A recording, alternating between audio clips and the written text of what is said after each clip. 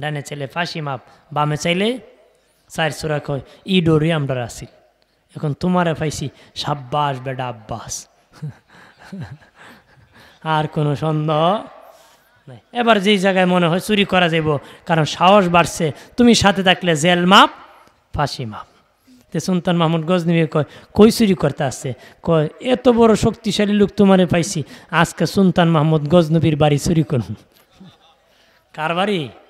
বাদশার বাড়ি। যেহেতু জেল ফাঁসি মাপিব, আজকে বড় জায়গাত করবো, ছোট জায়গাত গেলা। সুলতান মাহমুদ গজনবী রহমতুল্লাহ আলাইহ 4 চূড়াকে নিয়ে যখন গেইটে প্রবেশ করবেন, তখন ওনার বাড়ি কুকুর ঘেউ ঘেউ করে বলতেছে, বাড়িতে যারা আছো সাবধান, বাড়ির মধ্যে বাদশার সাথে মেহমান ঢুকতেছে। কুত্তা তো ঠিকই কইছে, বাদশার সাথে 4 জন ঢুকতেছে, মেহমানই ঢুকবে। কুকুর কইতেছে সাবধান, বাড়িতে মেহমান ঢুকতেছে বাদশার সাথে।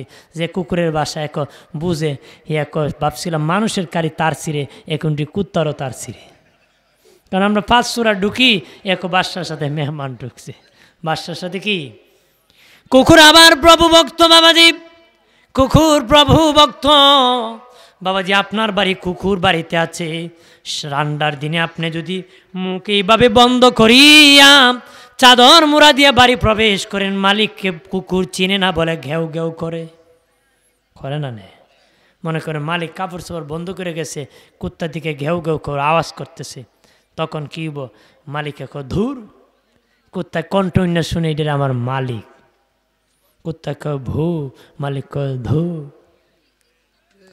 তখন আওয়াজ শুনে কুকুর কয় এটারই আমার মালিক রে। তখন মালিকের গা ঘষে আর নেশটা নাড়ে।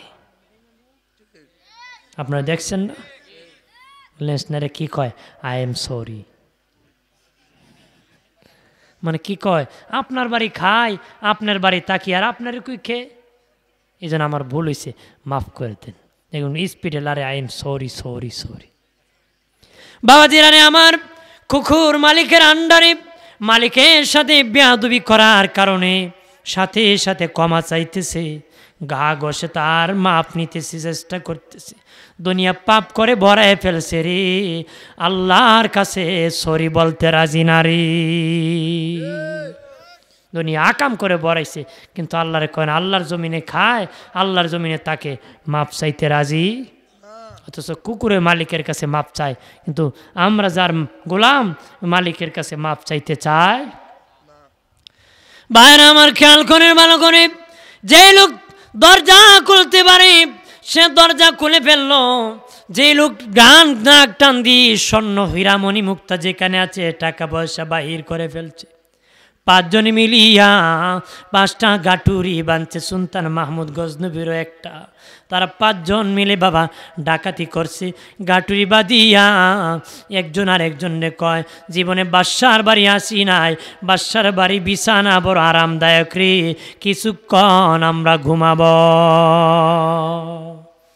কিছুক্ষণ আমরা ঘুমাবো। যেহেতু সাথে লোক আছে, জেল মাপ ফাঁসি মাপ ধরা পড়লে ফরছি আজকে ঘুমাইলে।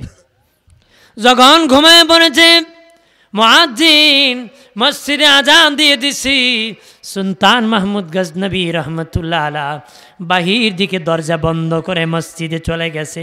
নামাজ পড়ে বিচারকের চেয়ারে সুলতান মাহমুদ গজনবী রহমতুল্লাহ আলাইহ বসে গেলেন আর বললেন, আমার ঘরের মধ্যে 4টা চোরা ধরা পড়েছে, তাকে ধরিয়া তোমরা বিচারের কাঠগড়ায় দাঁড় করায় দাও। কোন কাঠগড়ায়? বিচারের কাঠগড়ায়। সবাই ধরিয়া রে প্রাণের বাবাজি ধরিয়া নিয়া 4 চোরাকে বিচারের কাঠগড়ায় যখন দাঁড় করায় দিছি, 3 চোরা কাঁদতেছে, 1 চোরা হাসতেছে। 3 চোরা হাওমাও করে কাঁদি, 1 চোরা মুস্কি মুস্কি হাসতেছে। বলে, তুমি হাসি কেন রে? আমি হলাম ওই চোরা যারা রাত্রে যারে দেখি দিনে তারে চিনি। বাদশাহটা ঠিক না, রাতের বেলা আমাদের সাথে চুরি করলা, এখন বুঝি আপনি বিচারক। এটা কোনো দিন হতে পারে না। আমরা যে অপরাধের অপরাধী, আপনিও সেই অপরাধের অপরাধী। কথা হয় না? বলতেছে একসাথে 5 জন চুরি করলাম, আপনি এখন বিচারক, আমরা আসামি, এটা হতে পারে? সুলতান মাহমুদ গজনবী বলেন, যাও যাও, তাদেরকে ক্ষমা করা হলো। কি জন্য জানুনি রে? বাদশার বাড়ি চুরি করার পরে তোদেরকে মাফ করা হলো, কেন জানুনি? কি জন্য? কারণ রাতের বেলা কিছুক্ষণের জন্য বাদশার সাথে তোদের বন্ধুত্ব হয়েছিল, কিছুক্ষণের জন্য বাদশার সাথে তোদের বন্ধুত্ব হয়েছিল, এই জন্য বাদশার বাড়ি চুরি করার অপরাধ তোদেরকে ক্ষমা করে দেওয়া হলো। চার চোরা আরো বিশাল করে কান্নাকাটি করে বাদশারি, দুনিয়ার বাদশার সাথে কিছুক্ষণের জন্য যদি একটু ভালো সম্পর্ক থাকার কারণে যদি বাদশার বাড়ি চুরি করে ক্ষমা পেতে পারি রে, আমার আল্লাহর সাথে যদি ভালোবাসার সম্পর্ক লাগাতে পারি, আমাদের তো জীবনের গুনাহ খাতা মাফ হয়ে যাবে। আরে দুনিয়ার বাদশার বাড়ি চুরি করিয়াম আর রাতের বেলা কিছু সম্পর্ক থাকার কারণে অপরাধ যদি ক্ষমা পেতে পারি, জিন্দিগি আল্লাহর সাথে সম্পর্ক লাগালে জীবনের সব গুনাহ মাফ হয়ে যাবে। আল্লাহর সাথে সম্পর্ক লাগাও, আল্লাহর যা আছে তোমার জন্য হয়ে যাবে। আল্লাহ বলেন নাই এই ক্ষেত আমার, এই তোর শার্ট আমার, তোর পাঞ্জাবি আমার, তোর গঞ্জি আমার, তোর যে ঘর আছে এটা আমার বলি না, আমি বলি এটা আমার বাড়ি, এটা আমার জমিন, এটা আমার পাঞ্জাবি। আল্লাহকে আমি বলি না এটা আমার, কারণ বাবা বাজার থেকে পাঞ্জাবি ছেলের জন্য কিনে নিয়েছে, জিজ্ঞাসা করেন যদি চাচাম এই পাঞ্জাবি কার গো, বলবে আমার ছেলের, অথচ বাবা টাকা দিয়েছে, খরিদ করেছে নিজের টাকা দিয়া। বাবা বলে না এই পাঞ্জাবিটা তার, যদিও দিয়েছে সে টাকা, সে মালিক, কিন্তু সে বলে না। কেন বলে না? কারণ ছেলে এটা হলো তার। কথা বলেন না, এই পাঞ্জাবি কার? আমার ছেলের, কারণ ছেলেটা তার। আল্লাহ বলে আমি বলি না এই জমিন আমার, তোর ঘর আমার বলি না, তুই বল তোর ঘর, কারণ তুই বান্দাটা হইলে আমার। সুবহানাল্লাহ বলি না, তুই বান্দা আমার, এই জন্য আমি কই না এইটা আমার, তুই আমার গোলাম হবে, আমার সব তোর গোলাম হয়ে যাবে। সুবহানাল্লাহ বলে না। খলিফা হারুন রশিদের উপর তহমত উঠছিল, উনি দাসীরে বড় আদর করে। দাসীরে কি করে? আদর করে। উনি লটারি দিছিল, এক জায়গায় হীরা রাখছে, মণিমুক্তা রাখছে, স্বর্ণ রাখছে, টাকার থলি রাখছে, কইছে সবারে ডাকছে যারা তহমত দিছে, দাসীরও রাখছে। কইছে আমি 1 2 3 কইমু, যে যেটা ধরবা সে সেটার মালিক হয়ে যাবা। আমরা হইলে করলেন আমি এমনে ধরমু, কথা হয় না, মানে ফেলেন এক কাবলা নিয়ে 5টা নিতে পারে। উনি বলতেছে যে যেটা ধরবা সে সেটার মালিক হবা। 1 2 3 কইছে, দাসীও পাশে বসা, কিছু না ধরে বাদশার কাপড়ও ধরে বসে রয়েছে। এমনি কাপড় ধরে কি বাদশার কাপড় ধইরা বসে রয়েছে। বাদশা ডেকে বলে দাসী রে, রে দাসী, তোমার পাশে স্বর্ণের পেয়ালা ছিল রে, তুমি কেন সেটা ধরলা না? এটার মালিক তুমি হয়ে যেতাম। বাদশাহ আপনি বলেছেন যে যেটায় ধরবে সে সেটার মালিক হয়ে যাবা, আমার তো এগুলা দরকার না, আমি আপনাকে ধরেছি, আপনার সব আমার হয়ে যাবে।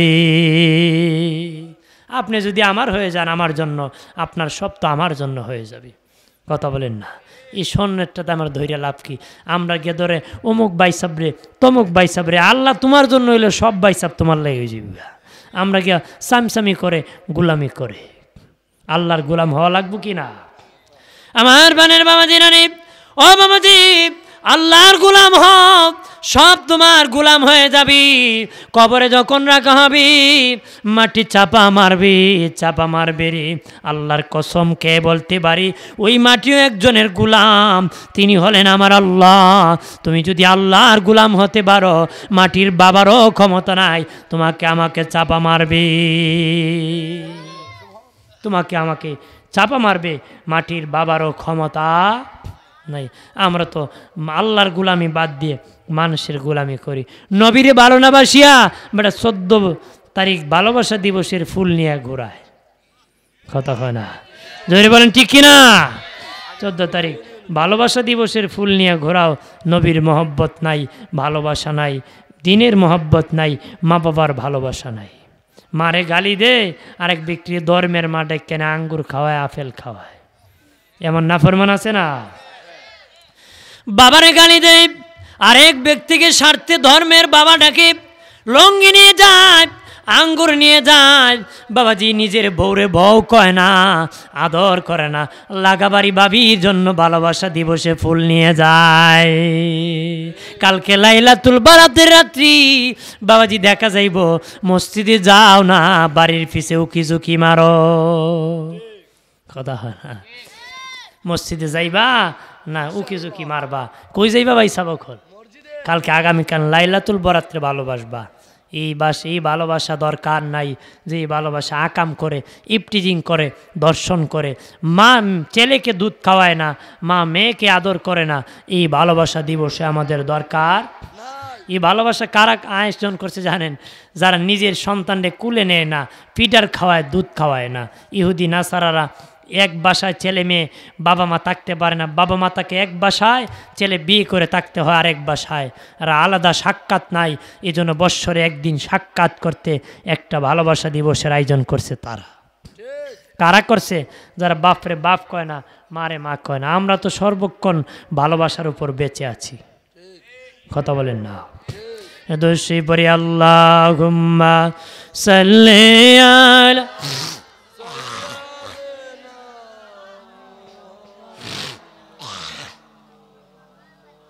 ওয়ালা আলি।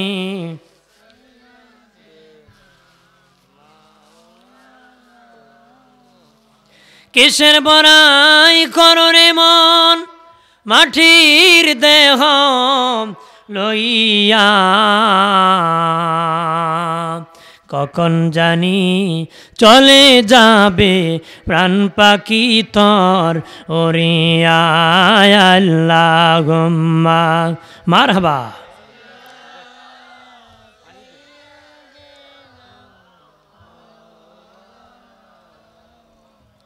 ওয়ালা আলি।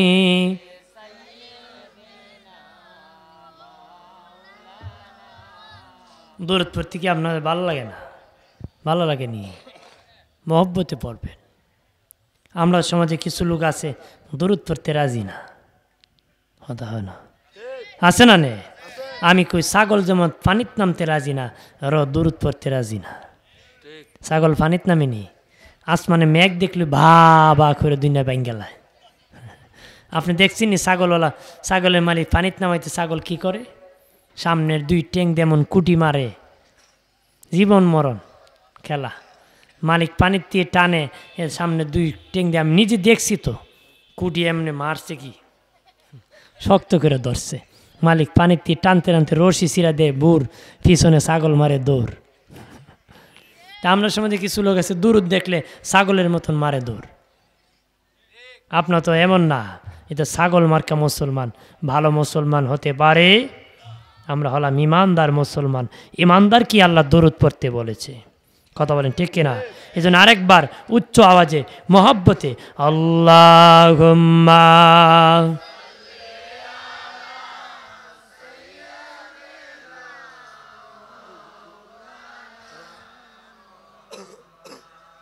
ওয়ালা আলি।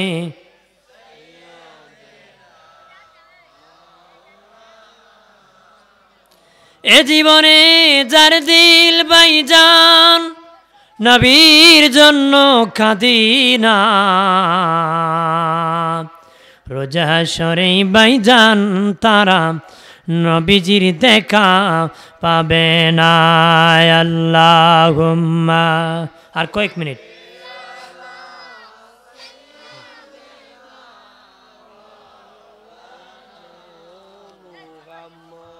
ওয়ালা আলি।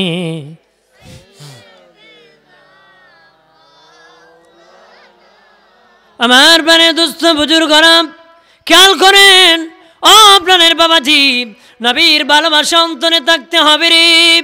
আর 14 ফেব্রুয়ারির ভালোবাসা মুসলমানের দরকার নাই। আমাদের তো সারা জীবনটা ভালোবাসার উপর। ছেলে মাকে ভালোবাসে, মা ছেলেকে ভালোবাসে, মেয়ে মাকে ভালোবাসে, মা মেয়েকে ভালোবাসে, বাবা ছেলেকে ভালোবাসে, ছেলে বাবাকে ভালোবাসে, ভাই ভাইকে ভালোবাসে, ভাই বোনকে ভালোবাসে, বোন ভাইকে ভালোবাসে, মুসলমান মুসলমানকে ভালোবাসে, বিবি স্বামীকে ভালোবাসে রে, স্বামী বিবিকে ভালোবাসে। এটার নাম ভালোবাসা। ডেট নির্ধারণ করে কোনো ভালোবাসা নাই। আমার জীবনের শুরু থেকে শেষ পর্যন্ত শুধু ভালোবাসা রে। ভালোবাসার কারণে রে ও বাবাজি সাহাবীরা জীবন দিয়ে দিয়েছে, বাড়ি বিক্রি করে দিয়েছে রে। ভালোবাসার কারণে তোমরা আগামীকাল রাতটা আল্লাহ রাস্তায় কাটাই দিবা, সারা রাত গোলামি করবা। সাহাবীরা শুধু রাত কাটায় নাই, বাড়ি ঘর বিক্রি করে দিয়েছে, জীবন দিয়ে দিছে। নবী জিহাদের কথা বলেছে। ছেলে কো বাবা হুজুর আমিও জেহাদে যাব, বাবা কো আমি জেহাদে যাব, ছেলে কো আমিও জেহাদে যাব, ছেলে কো বাবা কো আমিও যাব। এবার নবী বলেন দুজন যাওয়া যাবে না, একজন যেতে হবে। তখন বাবা ছেলেরে বুঝায়, ছেলে বাবারে বুঝায়, কেউ কাউকে বুঝাইতে পারে না। সবাই কো আমি জান্নাতে চলে যাব, শহীদ হয়ে যাব। নবীর নূরের চেহারা দেখে জীবন দেওয়ার জন্য পাগল হয়ে গেছে। সুবহানাল্লাহ বলেন না। আর আমরা দুনিয়ার আকাম করার জন্য পাগল হয়ে গেছে। নবীর ভালোবাসা নাই, আল্লাহর মহব্বত নাই। কথা বলেন না। আপনি কোন আপনার জাগার যে মায়া, নামাজেরই মায়া আছে আপনার? এই পর্যন্ত শুনছুননি বেটা আল্লাহর বয়স স্ট্রোক করে মরছে? হ্যাঁ বেটা কমুকে ফুল আর জ্বালায় সম্পত্তির ঋণের জ্বালা স্ট্রোক করে মরছে? শুনছেননি কেউ আল্লাহর বয়ে হার্ট অ্যাটাক করে মরছে? কয় অমুক কেমনে মরছে? কয় ফাটায় গরুর গোস কালকে বেশি খাইছিল, হার্ট অ্যাটাক করছে তে মরছে। কিন্তু আল্লাহর ভয়ে স্ট্রোকও করে না, হার্ট অ্যাটাকও করে না। সাহাবীরা আল্লাহর ভয়ে বেহুশ হয়ে পড়ে যেত, আবার আশা দিয়ে ফিরানো হতো। সুবহানাল্লাহ বলি না। দিনের নবীজি মুতার প্রান্তরে জেহাদে যাবেন, যুদ্ধ হবে রে। নবীজি বললেন রে সাহাবীরা আগামীকাল মুতার প্রান্তরে জেহাদে যাব। কিভাবে তারা জীবন দিতেন শুনে নেন। শেষ কথা, মুতার প্রান্তরে জেহাদে যাবেন, সেনাপতি নিযুক্ত করবেন। আল্লাহ নবী হযরত যায়েদকে, নবীর পালক পুত্র যায়েদকে প্রথম সেনাপতি বানায় দিছে। সুবহানাল্লাহ কন্যা। নবীজি বললেন যায়েদ রে বাবা যায়েদ, তোমাকে আমি প্রথম সেনাপতি বানালাম। দ্বিতীয় সেনাপতি জাফর ইবনে আবু তালেবকে বানালেন। তৃতীয় সেনাপতি আব্দুল্লাহ ইবনে রাওয়াহাকে নবীজি তৃতীয় সেনাপতি বানালেন। তিনজন বানায়া নরে নবী বললেন রে বাবা সাহাবীরা, তিনজনের পরে যাকে খুশি তোমরা তার সেনাপতি বানাবেন। নবীজি যেই যুদ্ধে একজন সেনাপতি বানান, ওই যুদ্ধের সেনাপতি শহীদ হবে না, সহি সালামতে গাজীর বেশে ফিরে আসবে। যেই যুদ্ধে দুজন সেনাপতি বানান, প্রথম সেনাপতি শহীদ হয়ে যায়, দ্বিতীয় জন গাজী হিসাবে ফিরে যায়। যেই যুদ্ধে তিনজন সেনাপতি বানান, সেই যুদ্ধে দুইজন শহীদ হয়ে যায়, তৃতীয় জন গাজী হইয়া বাড়ি ফিরে যায়। দিনের নবী মুতার প্রান্তরে তিনজনকে সেনাপতি করে আবার বলেছেন যাকে খুশি তারে তোমরা সেনাপতি বানাবেন। তারা তিনজন বুঝেছে আমরা তিনজন জিহাদের মাঠে শহীদ হয়ে যাব। তারা জানে না, না জানে না, বাকছে না তাকছে। আমরা তো বাকবো খালি যদি কোনো হুজুর ভাই সাহেব মসজিদের একটা কাজ আছে, মসজিদের এই কাজটা করতে হইব, এই দিন আর ইফতই যায় না। কথা কনা হুজুরে কইছিল রে ইন্দিয়া আমি যাইতাম না। এটার নাম মহব্বত, এটার নাম ভালোবাসা। এক বুড়া লোক গাটুরি নিয়ে আটকা পড়ছে, এ দেখা কোনো লুঙ্গি কান্দে দৌড়ে গেলি খুব আমি কান্দ লইতাম, এই জন্য ফল আইছে। এমন লোক আছে কি না? ভাইরা আমার খেয়াল করেন ভালো করে, আমরা কোথায় আছি আর তারা কোথায় ছিল? তারাও মুসলমান, আমরাও মুসলমান। তারাও নবীর উম্মত, আমরাও নবীর উম্মত। তারাও জান্নাতে যাবে, আমরাও জান্নাতের আশা করি রে। কেমনে করো, কোন মুখে করো? লজ্জা কি করে না, শরম কি করে না? এই জন্য কয় নবী দাম কদর জানে সাহাবি, মসলিদা কদর জানে বাঙালি। নবীর কদর জানতো সাহাবারা, খাবারের কদর জানে বাঙালিরা রে। খাওয়ান দিলে আর হুশ থাকে না, আল্লাহর নাম নিতে রাজি না। দিনের নবী বললেন রে এ জায়েদ তুমি বিদায় নাও, বিদায় নিয়ে আসো, শহীদ হয়ে যাবা। জাফর বিন আবু তালেবকে বললেন তুমিও বিদায় নিয়ে আসো। আব্দুল্লাহ ইবনে রাওয়াহাকে বললেন বিদায় নিয়ে আসো রে। হযরত জায়েদ বলেন নবীজি আমি কার কাছ থেকে বিদায় নিব? আপনি হচ্ছে আমার পিতা, আমার মা আয়েশা হুজরাত থেকে তো শুনিয়েছেন আমি মুতার প্রান্তরে যাব, আমার তো বিদায় নেওয়ার কেউ নাই, আমি যুদ্ধের জন্য রেডি আছি। সুবহানাল্লাহ, আরো জোরে কোন সুবহানাল্লাহ। আপনার ছেলের যদি কোন বাবা যুদ্ধ করা লাগবো ইসলামের পক্ষে, শিওর তুমি শহীদ হবা, এটা কিন্তু শিওরই দেওয়া যে জায়েদ শহীদ হইব, জায়েদ কি শহীদ হইব। যদি কোন বাবা তুমি শহীদ হয়ে যাবা, জিহাদের মাঠে যাইবা, যাইবনি এ খুব যদি বাপে জোর করে খুব আচ্ছা যাই মনে একদিন রাইতে সিডাঙ্গের মেইলে বাগিয়ে যাবে, কথা হয় না, বাগবো কি না? এ তুমি শহীদ 14 গোষ্ঠী না, আমি তোমারই শহীদ নাই, কথা হয় না। হযরত জায়েদ বলে নবীজি ও মায়ের নবী আমি কার কাছ থেকে বিদায় নিব গো? আপনি তো আমার বাবা, আমার আম্মা আয়েশা তো হুজরাত থেকে শুনেছেন, আমি তো এখানে থেকে গেলাম। জাফর বিন আবু তালেব বাড়িতে গেছি, শুনি বিবি ঘরের মধ্যে আছে। বিবি রে বিবি বিদায় দে গো বিবি, আমি মুতার প্রান্তরে শহীদ হয়ে যাব, আমাকে বিদায় দাও, আমার দেখা হবে না রে। জাফর বিন আবু তালেবের বিবি কয় দাঁড়াও। জাফর দাঁড়ায় না, ছেলেরা পিছনে আব্বা আব্বা বলে কাঁদতেছে ডাকতেছে। জাফর বিন আবু তালেব পিছনের দিকে আর একবারও তাকায় নাই। কোন নবী আমার জন্য অপেক্ষা করতেছে। সন্তান কান্দেরি, বিবি কান্দেরি। বাবাজি এটা ইমানদার, নিজের ছেলে মেয়ের চেয়ে, বিবির চেয়ে, এমনকি নিজের জীবনের চেয়ে রাসূলুল্লাহকে বেশি ভালোবাসলে জান্নাতি হওয়া যায়। তারা প্রমাণ করে দিছে প্র্যাকটিক্যাল, আমরা মুখে বলি, তারা প্র্যাকটিক্যাল প্রমাণ করে দেখাইছে। বিবি ডাকে স্বামী দাঁড়াও, সন্তান পিছনে কান্দে বাবা, কারে বাবা বলে ডাকবো, কাকে জড়ায় ঘুমাবো গো বাবা, কে আমরারে খাওয়াবে? জাফর বিন আবু তালেব নবীর মহব্বতে জীবনের চেয়ে নবীকে বেশি ভালোবাসে, পিছনে একবারও তাকায় নাই। আব্দুল্লাহ ইবনে রাওয়াহা গিয়েছে বাবাজি, নতুন বিয়ে করেছে, গিয়া শুনি নতুন বধূ ঘরে বসে বাবা কোরআন তেলাওয়াত করতেছে। ঘরের বাহিরে গো বিবি বিদায় দে রে বিবি বিদায় দে। বিবি রেখে বলে স্বামী কোথায় বিদায় দিব? কয় মুতার প্রান্তরে আল্লাহ নবী আমাকে 3য় সেনাপতি বানাইছে, আমি জিহাদে শহীদ হব। এরে বিবি বিদায় দে, জনমের জন্য বিদায় দিয়ে দে। বিবি কয় একটু ঘরে প্রবেশ করুন, আপনাকে আমি একটু বেশি ভালো করে দেখিনি। হযরত আব্দুল্লাহ ইবনে রাওয়াহা বলে বিবি রে বিবি তুমি আমার অনেক সুন্দর বিবি, আমি ঘরে গেলে প্রেম নিবেদন করবা, আমি হয়তো ভুলে যেতে পারি, তোমার মহব্বতে জালে আটকা পড়তে পারি, আমি ঘরে যাব না, তোমাকে দেখব না, আমি চলে যাব, আমি নবীকে মহব্বত করি। তখন বিবি কয়েক নজর আপনাকে দেখিনি। কয় বিবি অপেক্ষা কর, তুই যদি আমাকে ভালোবেসে থাকোস, ভালোবেসে থেকে থাকো, আমি শহীদ হয়ে যাব, ধৈর্য ধরে যদি থাকতে পারো, কিয়ামতের দিন আমার সাথে জান্নাতে তোমাকে আমার আল্লাহ পরিচয় করায়া দিবি। 3 জন নবীজির দরবারে আসলেন, আর বাবা মুতার প্রান্তরে জিহাদে চলে গেলেন। যুদ্ধ চলতেছে বাবা, জায়েদের নেতৃত্বে, হযরতে জায়েদ রাদিয়াল্লাহু তাআলা আনহুর নেতৃত্বে যুদ্ধ চলতেছে, জিহাদ চলতেছে। হঠাৎ করে নবীজি বললেন বাবা সাহাবীরা রে, আমার পালক পুত্র জায়েদ শহীদ হয়ে গেছে, আসো রে আমার জায়েদের জন্য একটু দোয়া করব রে। সুবহানাল্লাহ বলি। এরপরে নবীজি বাবাজি কিছুক্ষণ পরে বলেন আমার জাফর বিন আবু তালেব শহীদ।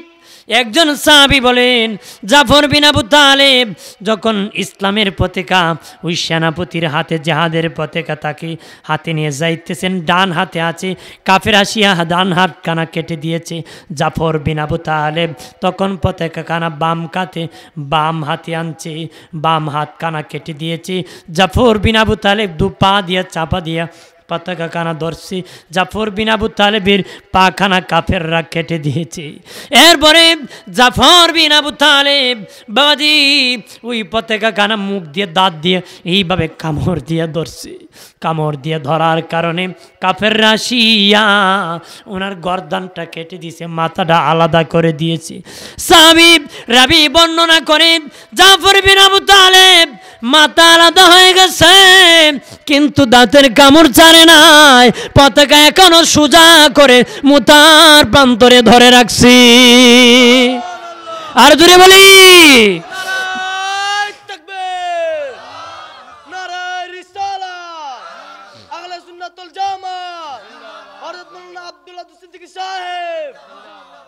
কামড় মেরে ধরে রাখছে। শহীদরা জিন্দা, কথা হয় না, শহীদরা জিন্দা।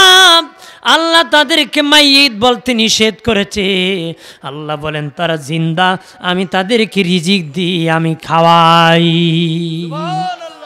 জাফর বিন আবু তালেব দাঁত দিয়া কামড় মেরে ইসলামের পতাকা ধরে রাখছি বাবাজি। তখন আব্দুল্লাহ ইবনে রাওয়াহা খবর পেয়েছি জাফর বিন আবু তালেব শহীদ হয়ে গেছে। যা দেখে ওনার মাথা আলাদা, বডি আলাদা, কিন্তু পতাকা কানা ধরে রাখছে। হযরত আব্দুল্লাহ ইবনে রাওয়াহা বলে জাফর বিন আবু তালেব ভাই তুমি পতাকা কানা ছেড়ে দাও, তুমি সম্মান করতেছো আমার নূরের নবীর জিহাদের মাঠের পতাকা, তুমি কামড় মেরে ধরে রাখছো যেন জমিনে না পড়ে রে ভাই।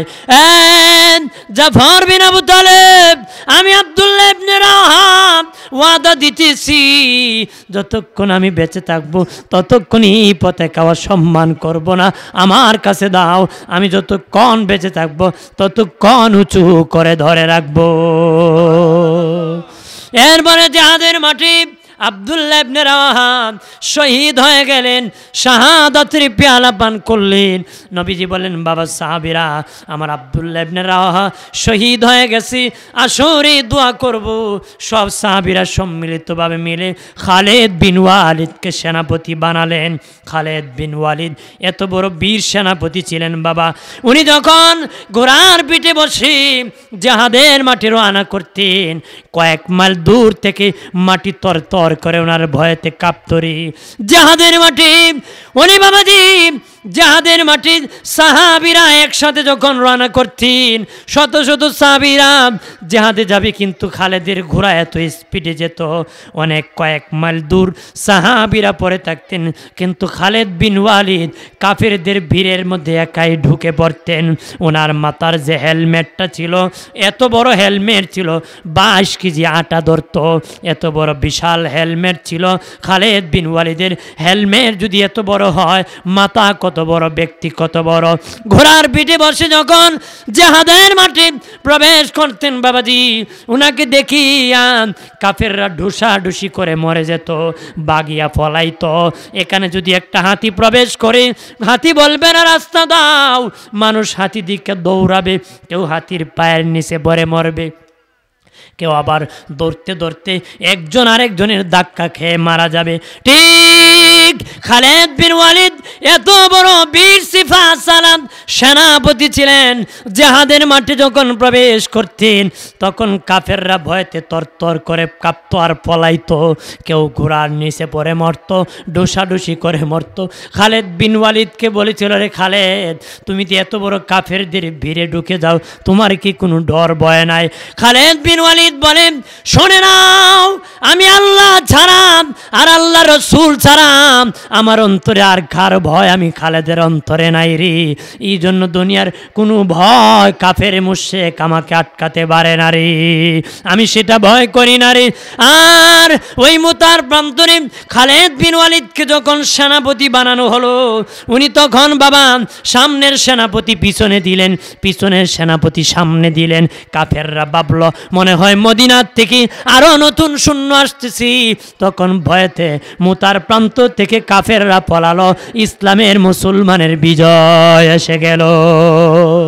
আরো জোরে বলি রে প্রাণের বাবাজি শহীদ নিজের শাহাদাতের তামান্না করবা, নবীর জন্য জীবন দিব, ইসলামের জন্য জীবন দিব।